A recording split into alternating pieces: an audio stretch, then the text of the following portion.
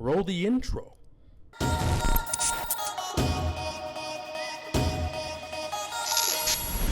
Hey, welcome everybody. First of all, I just want to say thank you so much for almost over 1,000 subscribers. Obviously, that's due to my appearance on Natives React, which I love being a part of. Shout out to Pat as a Navajo.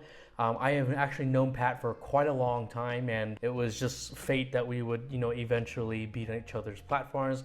I want to have him on my channel down the road, which will be really fun. So to jump right into it, I'm gonna go ahead and give my initial reactions, things I liked, and then later on my kind of analysis of Fox and Hulu's Reservation Dogs. If you haven't heard of Reservation Dogs, it's a new show streaming on Hulu in combination with Fox. It follows about 4 young kids out on a kind of unnamed reservation out in Oklahoma. It can be taken at either maybe they're Seminole or Muskogee, we don't know for sure. The show basically just follows these kids and living their lives on the reservation. It's kind of a dramedy. Parts of it are pretty serious, parts of it are really funny. So that's kind of the synopsis of the show. They have this plan to go out to California and, live out their lives, get away from the reservation.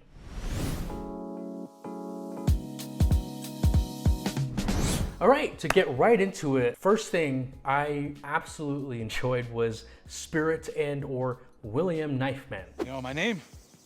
William Knifeman. His type of humor and how he's written is actually a really good example of native humor. We love to subvert expectations or parody things. We make fun of and poke at something. And the thing is with his character is that it could have been really easy to have him be, a very noble speaking person, like the kid Bear thinks that he's Crazy Horse or Sitting Bull. Are you Crazy Horse or Sitting? No, I'm not one of those awesome guys. No, I'm more of your unknown warrior. But they subvert our expectations and make him this really unassuming and goofy character. And the thing is about it is that he's goofy and he knows it. He's self-aware about it. It's just a really funny character. He's wandering around the spirit world. And now I'm meant to travel the spirit world, find lost souls like you. The spirit world, it's cold. My nipples are always hard. I'm always hungry. Helping lost and wandering souls, probably like him. The guy, Spirit or William Knifeman, is played by Dallas Goldtooth, who, after knowing about Dallas Goldtooth and his involvement with the 1491's YouTube channel, I can kind of tell that like William Knifeman or Spirit is kind of a combination of some of the characters he created for that YouTube channel.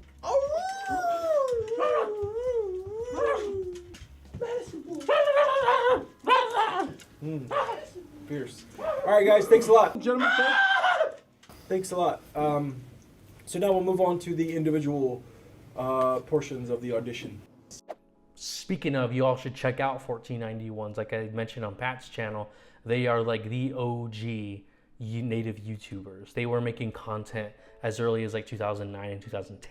The foundation of native representation definitely is pretty much built upon that, and at least in YouTube space, social media space. Next thing I really like so far is Willie Jack as a character. She is, in my opinion, one of the best characters so far, mainly because has that specific sense of humor, and that is very specific to lots of native people. First of all, it's how she talks. I live off the land, mainly. Looks like you go to Sonic's a lot. The way she talks and carries herself is just indicative of so many people I know back home on the reservation. I have cousins who act and sound like her. I have friends from high school who sound and act like her. And it's just, she just exudes a lot of this, I would call it res energy, and I love it. Are you a shapeshifter? Fuck you, safe. Well, you lay that on me, that bad medicine comes out of your mouth and squirts all over my face. Maybe you're a shapeshifter.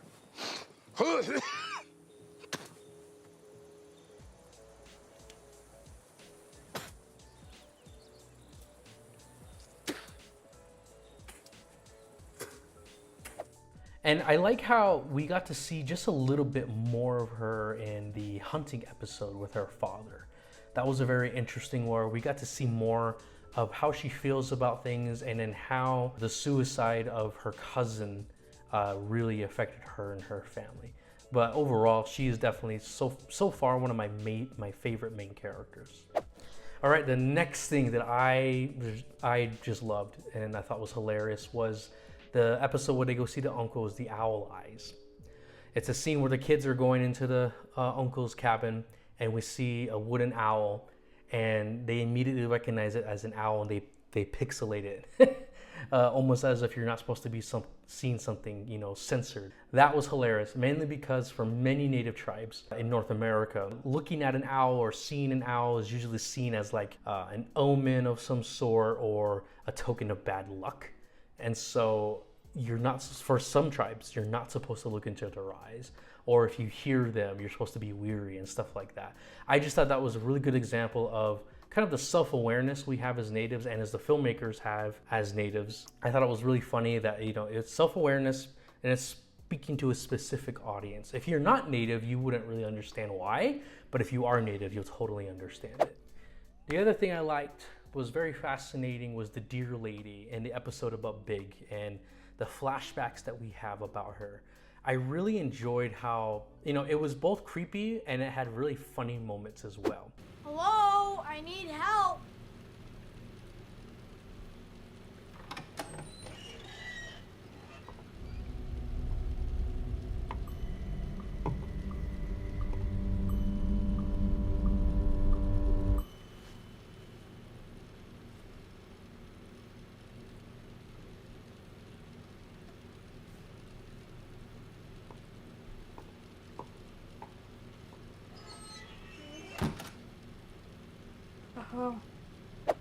But I just loved how Sterling Harjo was introducing this sense of mysticism. I mean, of course, spirit is mysticism, right? But maybe he's all in the head of bear, I don't know. But the deer lady thing is very interesting. It introduced something that is very real to native people. But I thought it was very interesting how she was played by a white woman too, which I thought was really cool. Cameos. So there were a few cameos in this one that I thought were very fascinating and brought a lot to the show. The first one I didn't expect at all was Bobby Lee. If you don't know Bobby Lee, he's a pretty prominent comedian, and he has his own podcast, and he's really funny. And him as the everything doctor at the IHS clinic was really funny. I just want to go back from where I'm from. China? No, you I grew up in San Diego. I'm Korean, not Chinese. What the? Oh, I'm sorry. I didn't mean anything like that. Are you Navajo or Inuit? Neither. Okay, then. Just his delivery and his character was really funny and brought a lot to that episode and bringing it to life. The other cameo that I thought was really funny was Wes Studi as Bucky. Somebody must have stole my book. Shit, I don't know. Can't hold on to anything. You need a ride somewhere? You want something to eat, or? No, kinfolk. I mean, I'm good. All right. I just had a croissant. Hey. Hey, little man. Hey, my name's Cheese, and my pronouns are he, him, and his. Same as mine. He was just kooky. I liked the vibe. He's like, he seems crazy on the outside, but then like, so far everything is right. The last one in the latest episode was Bill Burr as the coach, or he was a coach, and his character was really good. Unlike the other cameos, Bill Burr's character brought so much emotional weight to the show so far. Their relationship was very sweet, very touching, but it was a good gateway for us to understand a little deeper about her character. Chokaji. That's what your mom used to call me. Said it meant great white warrior or something. Yeah, she used to yell that, Chokaji, Chokaji. Yeah, but losing friends like that, though.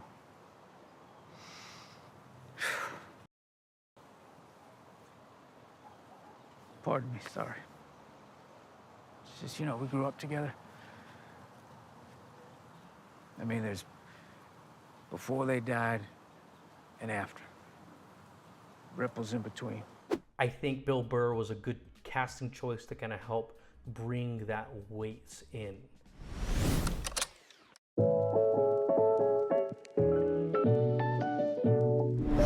Now, from what I'm seeing so far, I really do want to jump into like what I call an immediate analysis, or kind of break down, you know, why the things that are good about this show and why they work, and my personal opinion of, you know, why I think this show is important.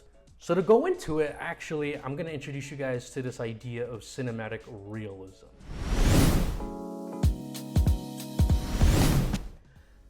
In the most general sense, realism, it was a movement that started after the Second World War, mostly by European nations and even Japan down the road, you know, like Italy and France and Britain. They had this idea of capturing life as it is, still in a narrative sense, right? We're still seeing a made up story, but in that made up story, in that narrative story, they're still striving to capture life as it was. The circumstances are contrived, there's still an actor and a cast, you know, and stuff like that. But it strives to capture external realities as they are, or as they were, if that makes sense.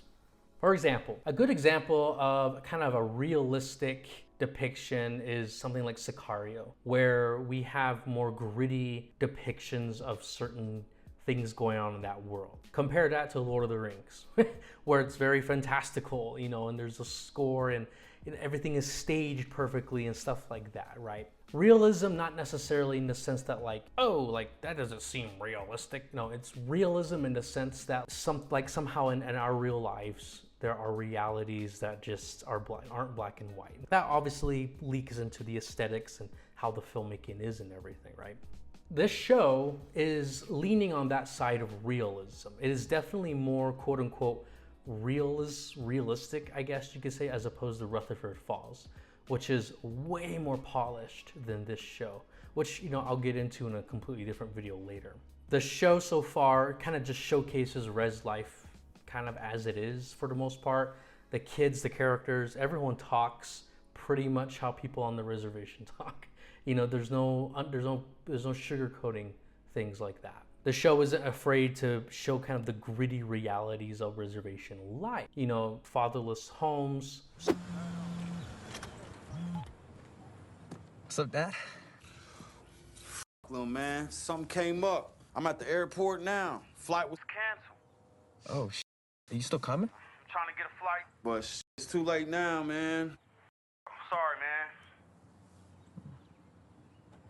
Damn. Okay. Suicide, especially teen suicide. So it isn't afraid to touch on those things. However, this realism that we're seeing depicted on screen, it isn't the main thing. It isn't 400 blows. This realism aspect is more of a foundation, and to help us navigate the realism, you have humor on top of it. And this is very indicative of Taika Waititi. Taika Waititi does this very well. If you look at his earlier films like Boy, and even Hunt for the Wilder People, and even Thor, he has a pattern of looking at misery or miserable situations and navigating that and exploring that through humor, which is a very indigenous thing to do. Humor is a way for many Native peoples to navigate the realities of their life. It's how we get through it. And one of my gripes about Native representation is that we're always so serious, we're always so stoic. But the reality is that we laugh all the time.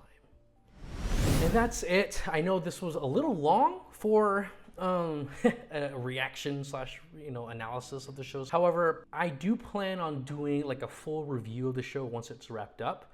There I can kind of give more, you know, my personal feelings or analysis on the specifics of the plot and character development and stuff like that. I didn't really want to dwell on that here. I'll do that in a later video. Down the road, I would like to do that as well with Rutherford Falls, because I just, you know, I basically binged that show.